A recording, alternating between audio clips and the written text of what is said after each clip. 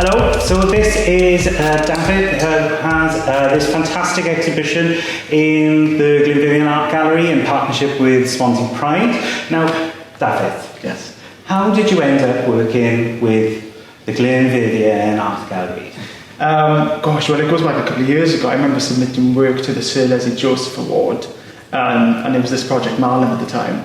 And this work got shortlisted, so I had the opportunity to show this work to a panel of judges, including Katie and some curators and directors of galleries, such as Elysium and G39 and things like that.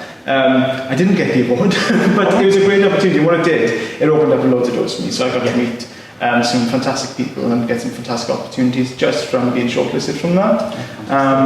And what happened then a couple of years later is when Katie and Charlotte were both, and Karen were all thinking about putting on this exhibition in conjunction with Pride, they recalled my work, and then that's when I got the email to say, we perhaps want to exhibit your work, can you get in touch?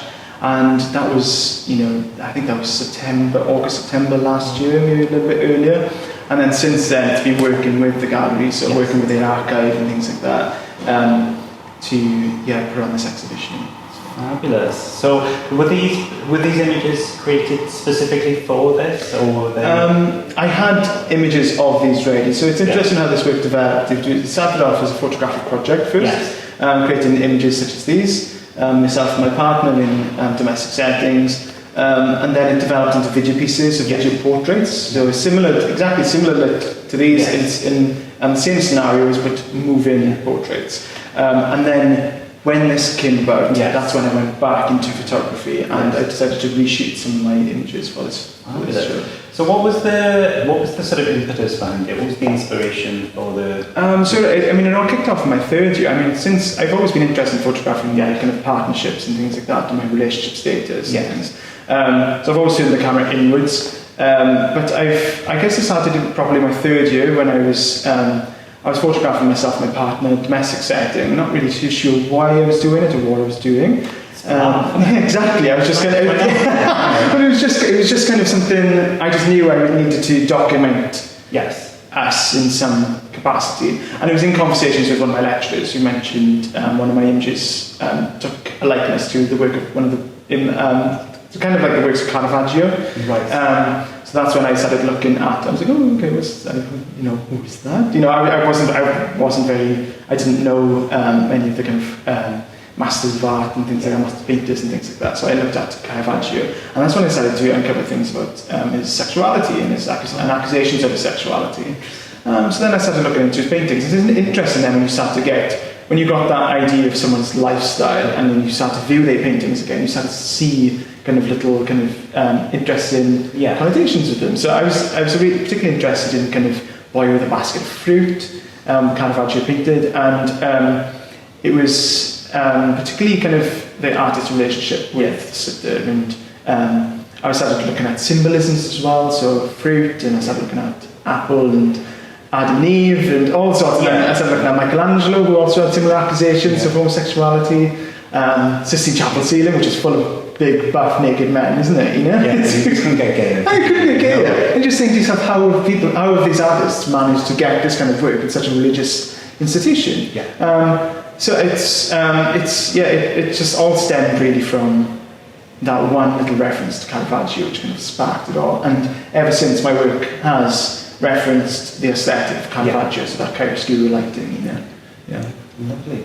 Do you know what I like about these? Yes.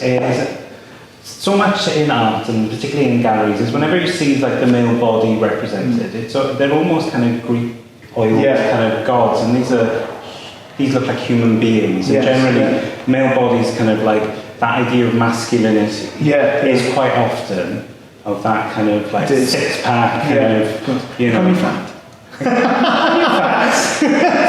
Call me fat.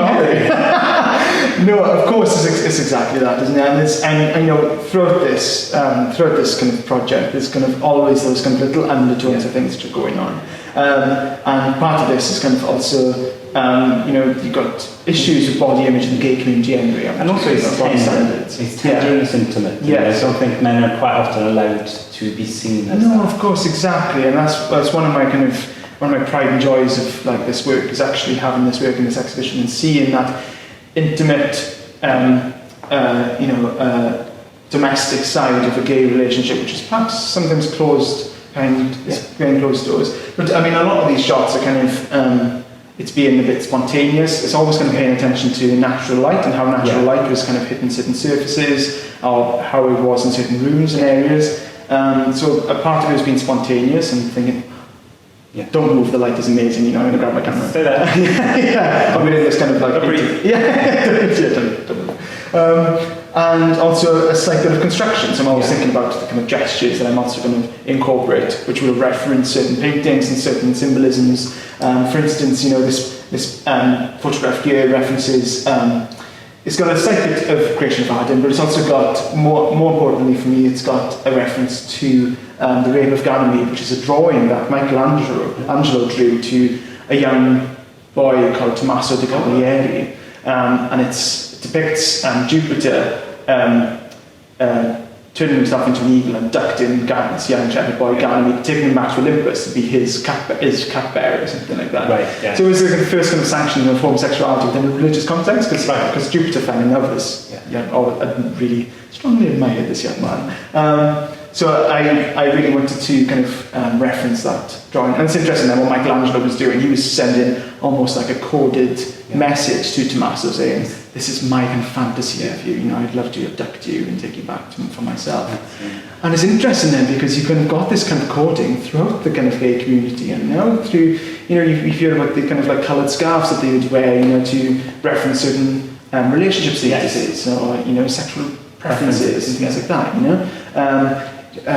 Drag culture has got its own kind of vocabulary, you know, even the gay community has got its own vocabulary. Yes. There's ways of communicating to avoid discrimination, and that's what Michelangelo was doing with that drawing, you know.